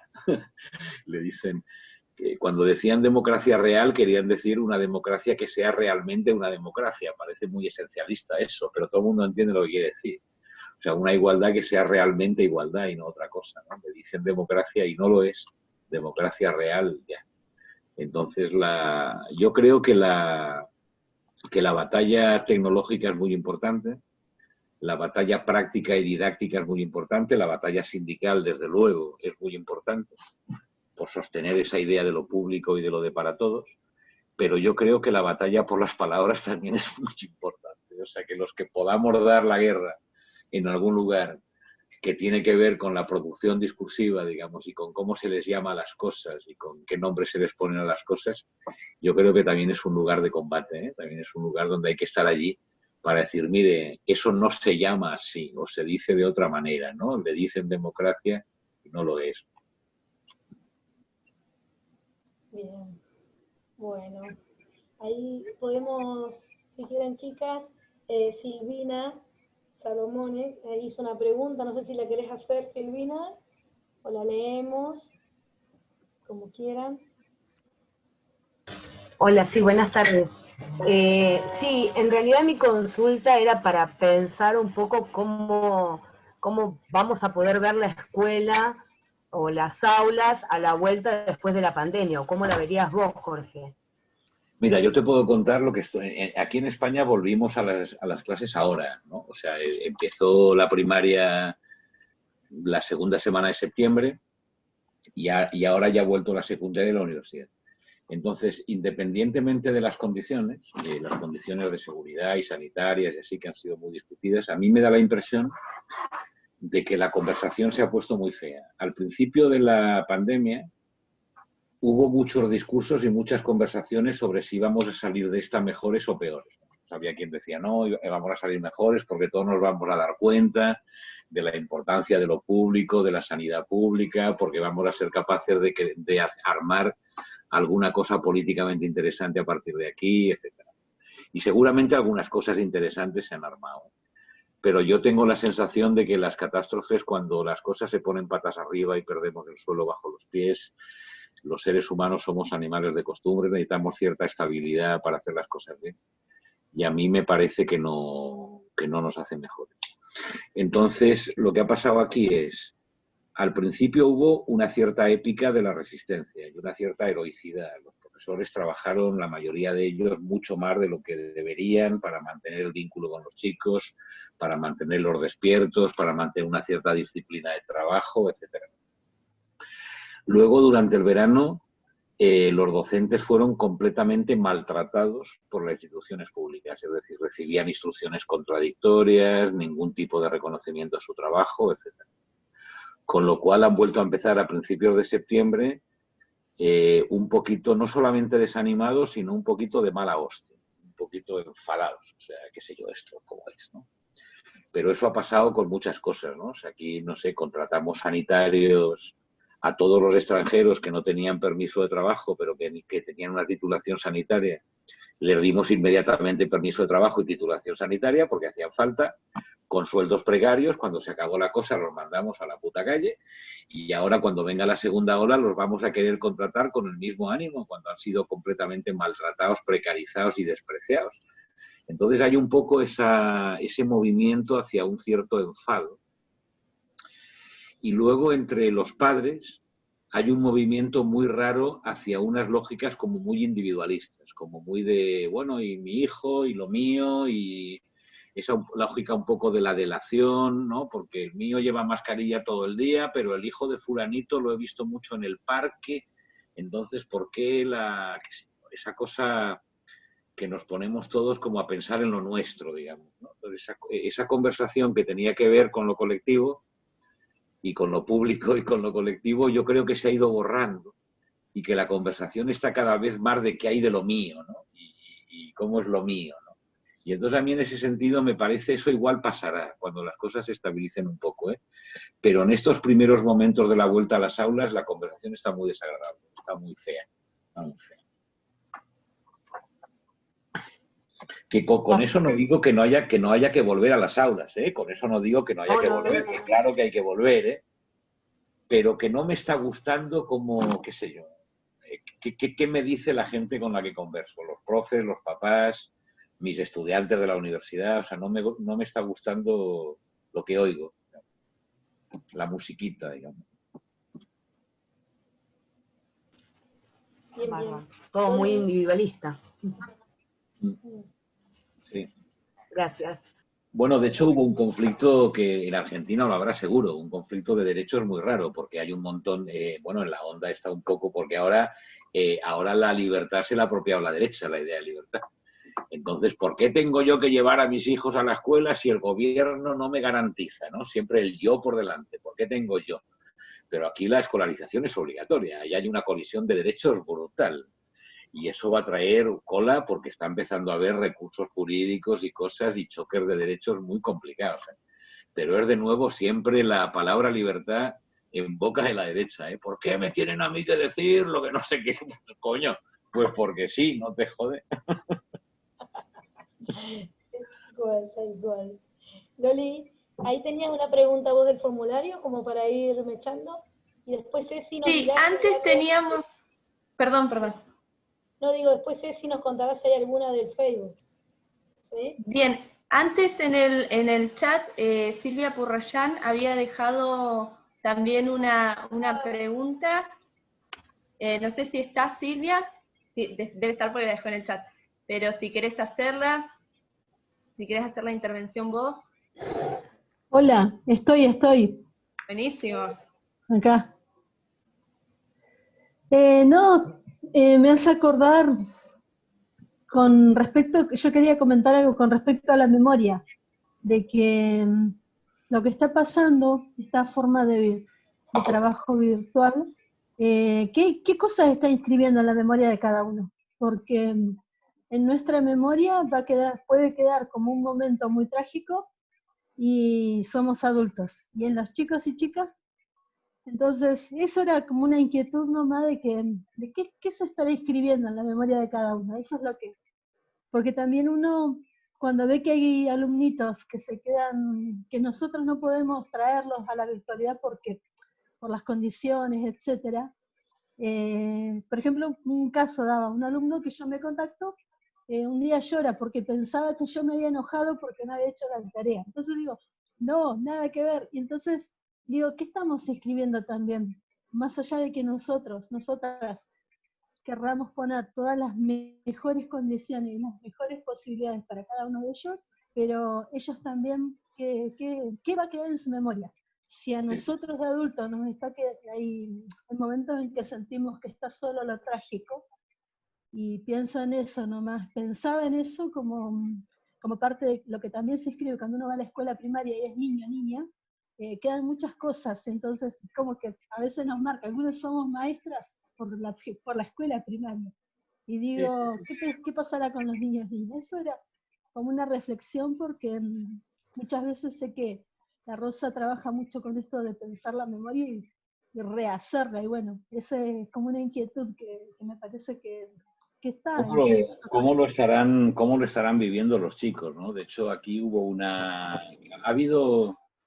habido una cosa que no sé lo que pensaréis vosotros, ¿no? Y si en Argentina pasó lo mismo, pero ha habido una apelación que a mí no me ha gustado, no porque no sea importante, sino porque ha sido excesivo. O sea, una apelación a que los niños necesitan sobre todo cuidado emocional y que necesitan volver a las aulas porque, qué sé yo, por las emociones y el cuidado y el cariño y el amor, y que entonces lo que hay que darles a los niños cuando lleguen a las aulas es apoyo emocional y no sé qué y no sé cuánto. A mí no me ha gustado por lo excesivo, no porque no me parezca que hay que cuidar a los niños, tratarlos bien, preocuparse por ellos, interesarse por ellos y preguntarles cómo lo han llevado. Pero yo diría que hay que hacer eso, O sea, hay que ver qué dicen, cómo lo han vivido y tratar de suturar algunas heridas y tratar de restañar algunas cositas y tratar de hacer algunas cositas. Pero yo personalmente no sé, ya lo digo lleno de dudas, Yo la verdad es que no le daría demasiada bola. Es decir, pues el día que los chicos vuelvan a clase, pues qué sé yo, pues en la pizarra se pone la fecha y hoy toca, qué sé yo, pues hoy toca leer un cuento, hoy toca hacer no sé qué, hoy toca hacer no sé cuántos. Yo creo que lo que alivia a la gente también es entrar directamente en la tarea que te permite desconectar un poquito también de ti mismo. Entonces yo no digo que no sea importante, pero a mí me ha parecido un poco exagerado todo el vocabulario psicológico, emocional y no sé qué que se ha desplegado en este tiempo. Con eso no digo que no hayan pasado cositas graves, y que no haya habido traumas y que sobre todo en los sectores más desfavorecidos y así, no lo estoy negando en absoluto, Pero a mí me parece que la escuela a continuar haciendo su tarea. Yo lo he contado alguna vez, ¿no? Tuve una vez en una maestría una estudiante chilena que era descendiente de palestinos y ella estaba algún tiempo en Palestina. Y entonces ella contó un gesto que me pareció muy impresionante, ¿no? O sea, contó esa cosa de que, bueno, pues esta noche ha habido un bombardeo, ¿no? Ha habido un bombardeo. Y al día siguiente los niños van a la escuela. Pues la maestra les pregunta a los niños qué tal, claro. Se interesa por cómo están, claro.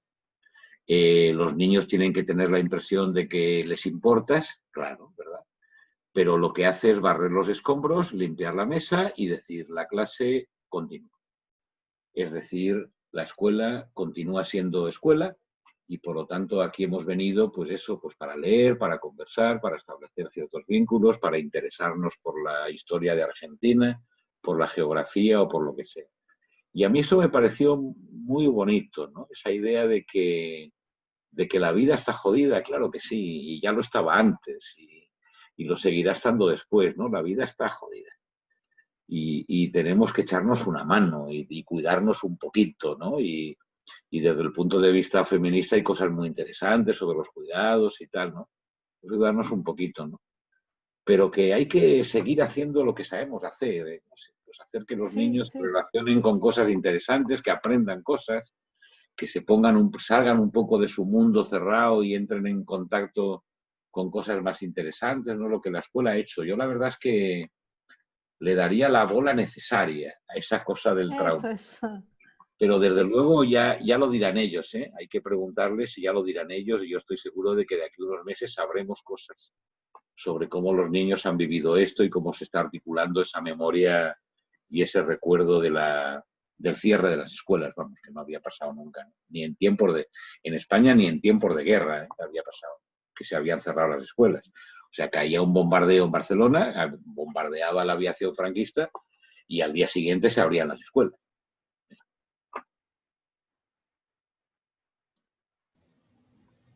Bueno, gracias. Loli, ¿tenés la pregunta del formulario? Sí. En esto que decíamos que íbamos a ir por ahí mezclando preguntas del formulario, del chat, y luego vamos a leer sí, las del Facebook. Estamos atentas, no se preocupen. Bien, del formulario, la siguiente pregunta. Dice, la escuela, perdón, Janina Cisterna hace esta pregunta, si está presente, después la quiere ampliar. Dice, ¿la escuela como institución mutó a un no espacio? Pregunta. ¿Cómo reformular el vínculo pedagógico en un momento de falta de gestualidades, de incertidumbre, de no tiempo, entre comillas, dice Janina? ¿Este nuevo acontecimiento al que asistimos pone en tensión los compromisos éticos hacia el acto educativo? Ojalá no haya mutado hacia otro espacio. Los partidarios de la desescolarización, en definitiva, de las pantallas, del autoaprendizaje y esas cosas, que están muy contentos, están diciendo que la escuela ha mutado a otro espacio y que tenemos que acostumbrarnos a él. Pero yo tengo la impresión, igual porque soy viejo y melancólico, y porque no sé hacer las cosas de otra manera, pero yo tengo la impresión de que tenemos que seguir reivindicando diciendo que la escuela no mutó a otro espacio. O sea, mientras tanto lo hemos hecho como hemos podido. Pero que hay que volver a las clases y a la presencialidad y a mirar las tecnologías con distancia y siempre con criterio pedagógico, y hay que volver a hacer bien nuestro trabajo. Qué sé yo, me parece que esas cosas de estamos entrando en una nueva época, por fin el siglo XXI, tenemos que adaptarnos a los cambios y tal, bueno, qué sé yo, conservemos lo esencial, digamos, ¿no? Y a mí me parece que el espacio escolar, o sea, esa cosa con la que yo empezaba un poco hablando de la experiencia, ¿no? El ir a la escuela, o sea, el salir de tu casa y ir a la escuela, yo creo que eso hay que sostenerlo. O sea, los chicos tienen que ir a la escuela. Y los profesores, su lugar de trabajo es la escuela. Mientras tanto, lo haremos como podamos. Y si aprendemos cosas interesantes que luego podamos utilizar en la escuela, bien, muy bien. Tampoco soy, no sé, fundamentalista en eso, pero que el espacio escolar yo creo que hay que sostenerlo, ¿no? Hay que sostenerlo. Será una pena si desaparece, ¿no? A lo mejor desaparece, pero qué sé yo, fue tan bonito. Bien. Muchas gracias. Loli, no sé si Ceci quería leerla a la pregunta. ¿Estás por ahí, Ceci? Leo, la transcribí igual, ahí para... Pero bueno, leo. Rodrigo Quintrimán dice, si cambió la forma de la escuela, ¿deberíamos resignificar nuestras estrategias de enseñanza? ¿Cómo llegar a los estudiantes cuando mucha de la información la pueden tener a través de las pantallas que a veces manejan mejor que sus docentes? Sí, claro, ahí estamos también un poco en el vocabulario del enemigo. O sea, si le damos la razón al enemigo de que la escuela tiene que ver con transmitir conocimientos e información, desde luego lo hace mejor Google y lo maneja mejor con los docentes. Pero la escuela no tiene que ver con transmitir contenidos y dar información. La escuela tiene que ver con interesar a los chicos por el mundo, con despertar interés, con hacer que se interesen por otras cosas que no sean su propio ombligo, por producir vínculos relacionales interesantes, etcétera, ¿no? Entonces, si es los que nos van a vender paquetes de aprendizaje para cualquier disciplina, nos los van a vender igual. Y esos no son exactamente los defensores de la escuela. Por tanto, en eso te doy la razón. O sea, si la escuela sirve para transmitir información, cerremos las escuelas, da igual. Da igual. A mí ahí las cerraría sin ninguna pena. Si me da pena, es por otras cosas, no es por eso. Es por otras cosas. Si estoy triste, digamos, no es por eso, es por otras cosas. Bien. No sé si tienen alguna más, chica. Sí, acá en el formulario había preguntado Pedro, que no sé si está, Pedro Bascuñán. Mientras se incorpora, si es que está, le vamos comentando. Él preguntó, ¿qué valores subjetivos de la experiencia en esa democratización del ocio es necesario siempre recuperar para no perder el rumbo y resistir a los avatares sistemáticos que muchas veces nos impone la lógica económica del negocio? ¿Puedes volver a leerme las 5 primeras palabras? ¿Qué valores? ¿Qué valores? Subjetivos de la experiencia. ¿Qué valores subjetivos de la experiencia es necesario siempre recuperar para no perder el rumbo y resistir? No estoy seguro de entender la pregunta por lo de la subjetividad. Si le quitásemos la palabra valores, o sea, ¿qué aspectos subjetivos de la experiencia escolar es necesario recuperar? Le quitáramos la palabra valores, quizá la entendería más. Y ahí sí que me parece que podría remitir un poco a lo que ha sido mi charla y el texto de separaciones que Lorena y Carolina han resumido también, ¿no? O sea, los aspectos que tienen que ver con la subjetividad son esos: la experiencia de la igualdad, la experiencia del tiempo libre y la experiencia de una cierta gratuidad en la relación con el mundo. No solamente en el conocimiento, sino en la relación con el mundo. O sea, esa idea lo voy a decir de una manera muy tonta y nada nueva, porque nada es nuevo en esta vida, ¿no? Pero se trata de hacer el mundo interesante, ¿no? De hacer las cosas interesantes.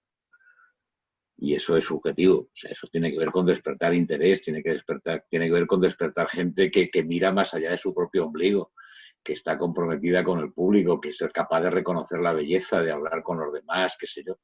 Lo que antes se llamaba, en una palabra muy antigua y muy devaluada, lo que antes se llamaba un ciudadano. Es que no hace falta inventar un hombre nuevo, el hombre nuevo ya está inventado, es el ciudadano. La persona que es capaz de pensar por sí misma, de hablar por sí misma, de qué sé yo, de conversar, de juzgar, de distinguir. Bien, buenísimo. Ahí, chicas, no sé, Agustina Castelli, que ha hecho una reflexión, si ella quiere intervenir. Agustina. Por ahí pensando y remontándome a Freire, pensaba en esto de qué quedará en la memoria de los oprimidos, ¿no? De aquellos que hoy, más que nunca, están por fuera del tiempo de escuela. Y la verdad que también para nosotros ha sido como un gran desafío, todos los que han quedado fuera del sistema más que nunca, ¿no? Porque antes tenían este tiempo de escuela y hoy no lo tienen. Nada, a modo reflexivo solamente. Sí, pero podríamos, si os parece, cerrar con esa reflexión, porque tiene que ver con... Yo he leído las primeras líneas de la pedagogía del oprimido, pero vamos a leer las últimas, que tienen que ver también con qué quedará. Tiene que ver también con qué quedará. A mí me impresionan mucho las últimas 3 líneas de la pedagogía del oprimido, que dicen lo siguiente, ¿no? Dicen, si algo queda de estas páginas, que quede al menos esto. Eso es un gesto de modestia impresionante, ¿eh? O sea, yo he escrito muchas páginas, he elaborado conceptos y tal, todo eso se lo lleva al viento. En otros tiempos habrá que pensarlo una vez más, habrá que pensarlo de nuevo con otras categorías, todo eso se lo lleva al viento. Pero quiero que quede una cosa: si algo queda de estas páginas, que quede al menos esto, 2 puntos. La primera palabra es fe, la fe. La fe, dice. ¿La fe en qué? Os estaréis preguntando, ¿no? ¿La fe en qué, no? Yo diría la fe en la escuela y en su capacidad para hacer algunas cosas, ¿no? Confiar en eso. Él dice la fe en los hombres. Y repito, darle vueltas, cuando volváis a leer la pedagogía del oprimido, darle vueltas a qué quiere decir Freire cuando dice hombres, porque no se refiere a los varones, se refiere a la dignidad humana, o sea, aquellos que se interrogan y los hombres, la fe en los hombres, digamos.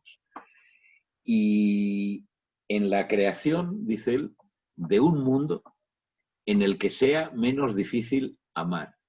A mí me gusta ese último párrafo porque pone juntos mundo y amor. Ya sabéis que yo soy arentiano y me gusta eso del mundo y el amor, ¿no? Un mundo en el que sea menos difícil amar. Yo me preguntaría, si yo tuviera la oportunidad de hablar con Freire, le preguntaría, Pablo, ¿amar qué? ¿Amar qué? Y yo estoy seguro, bueno, no estoy seguro, vete a saber, porque Freire era mucho más listo que yo y hubiera podido salir por donde quisiera, pero yo tengo la sensación de que Freire no hubiera dicho amarnos los unos a los otros y ser todos amigos y no sé qué. No hubiera dicho. Yo creo que eso a mí no me suena freiriano, En el que sea menos difícil amar no es salir todos guays allí, abrazarnos todo el puto día. A mí eso no me suena freiriano, Yo creo que Freire diría en el que sea menos difícil amar el mundo. Yo creo que eso es más freiriano. En el que sea menos difícil amar alguna cosa, o sea, defender alguna cosa, ¿no? Estar juntos en alguna cosa, ¿no? No amarse a sí mismo ni amar a los demás, ¿no? Que no digo que no haya que amarse, no lo digo, pero me parece que esas tres últimas líneas, que son casi un testamento, si algo queda de estas páginas, al menos esto. La fe, el mundo y el amor. Fe, mundo y amor. Claro, Freire era cristiano, ya sabemos, cristiano más. Pero, qué sé yo le sigo dando vueltas, ¿La fe en qué? ¿El amor a qué? ¿Y qué demonio será inmundo? O sea, ¿qué es lo que Freire quiere que quede? Entonces, a mí me parece que después de esta catástrofe, y yo creo que lo que, no sé, lo que a mí me gustaría que quedara es la fe, fíjate. O sea, el que sigamos confiando en la escuela como una institución democrática, una conquista de la clase obrera, una institución bella, hermosa y verdadera. A pesar de todo, a pesar de que es clasista, racista, desigual, a pesar de todo. O sea, tiene una capacidad de, no sé, de hacer cosas interesantes, a mí me parece que muy importante, ¿no? Entonces a mí me gustaría que nos quedara un poquito de fe. Bien, interesante. Gracias. Bueno, me parece, chicas, que también vamos a ir cerrando. Ahí Cintia pidió la palabra, así que damos la intervención y ya por el horario vamos a ir. ¿Se me escucha? Sí, sí, sí. Bueno, en principio, gracias. Gracias por esta conversación, por este tiempo, por esto ayudarnos a seguir pensando y a compartir de lugares tan lejos, traernos cosas de España que a veces acá los medios nos presentan como Argentina es terrible y lo mejor está afuera, y un poco en la línea que vos decías, ¿no? Siempre algo está afuera y siempre la sensación es que lo mejor está afuera, o lo que estamos haciendo más importante sería con otros y no con quienes estamos. Digo, es muy contradictorio este tiempo, es muy difícil de sobrellevarlo, y estos espacios nos dan por lo menos estos lugares que podemos acompañarnos y tejer nuevas ideas y tejer lugares posibles. Entonces pienso en eso también, justamente en lo que estabas diciendo, que la desigualdad es así y que queda mucha gente afuera es real. Y de hecho también se ha hecho un discurso, como una compañera decía, ¿no? Estos harapos que se usan, las palabras harapos, se ha hecho mucho sobre los que no están, los que no pueden, los que no acceden, y de repente descuidamos a los que están y están con un gran esfuerzo. Porque de verdad que los estudiantes que estamos teniendo están poniendo un gran esfuerzo, y de repente estamos todos, también docentes que estamos trabajando, sentimos también que estamos poniendo un gran esfuerzo, y de repente decimos, ¿pero estamos haciendo bien? Porque si hay muchos que no pueden, y hay docentes que no pueden, o hay docentes que cuestionan que estemos haciendo, ¿está bien, está mal, qué hacemos? Y digo, sostener la escuela como se pueda hoy, o sostener la presencia docente, el deseo docente de presencia y de escuela, yo creo que ahí es el lugar donde más me da tranquilidad, me da esa sensación realmente de paz, de decir, por lo menos tengo claro un deseo, y que quiero establecer una presencia, un vínculo, como podamos. Que la gente que hoy no entra, yo espero que vuelva, y espero estar acá. Me parece que eso es para mí como algo muy alentador, y lo veo también de colegas que están poniendo un montón, y también para que los estudiantes que están hoy en las aulas tampoco se sientan que son unos privilegiados que están por encima de, sino se construye una cosa también muy, que en Argentina también se ha construido desde muchos lugares la grieta, ¿no? Parece ser que estamos de un lado o del otro, todo el tiempo. Entonces, estas palabras que nos traes, esta experiencia, estas lecturas, te las agradezco un montón a cada colega que organiza estos espacios, a los estudiantes y a las estudiantes que participan, que están acá, y que estamos construyendo entre todas esto. Y quiero cerrar un poco mi intervención con este agradecimiento, la emoción de poder conversar con vos. La verdad que es eso, leerte un montón y de repente decir, está acá conversando con nosotras. Digo, algo que nos dejó la pandemia es este valor de estas cuestiones para la virtualidad, y están buenísimas. Y me encantaría saber qué estás leyendo. ¿A quién estás leyendo hoy? Literatura, lo que sea, pero ¿qué estás leyendo? No, hoy me he comprado un libro de Chesterton que se llama Lo que está mal en el mundo, y estoy leyendo eso, estoy leyendo a Chesterton. Pero quería cerrar con tus palabras, ¿no? O sea, que las palabras tuyas sean las últimas palabras de la sesión de hoy, exactamente cuando has dicho, yo quiero que vuelvan y quiero estar acá, sobre todo con esa segunda, el quiero estar acá. Hay un texto de una filósofa española que se llama Marina Garcés, muy bonito, en el que en algún momento en estas manifestaciones que había en España, qué sé yo, en cualquier lado, había una chica que llevaba una pancarta que decía simplemente, yo quiero vivir aquí. Y Marina Garcés le daba algunas vueltas a qué quiere decir vivir. O sea, quiero vivir aquí. O sea, quiero que estar aquí sea vivir, digamos, ¿no? No sea cualquier cosa, sea vivir, ¿no? Entonces a mí me gusta mucho eso de quiero que vuelvan y quiero estar acá. Entonces a mí me parece que se podría, qué sé yo, empezar un cuento muy bonito diciendo, una profesora dijo quiero estar acá. ¿Qué quiere decir estar? ¿Qué quiere decir acá? Así que gracias, y dejamos esas como las últimas palabras, si os parece, ¿eh? Yo quiero que vuelvan y quiero estar acá. Quiero estar.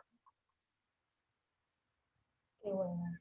Bueno, chicas, te damos la palabra para ir cerrando. Sí, la verdad quedaría para tener más horas.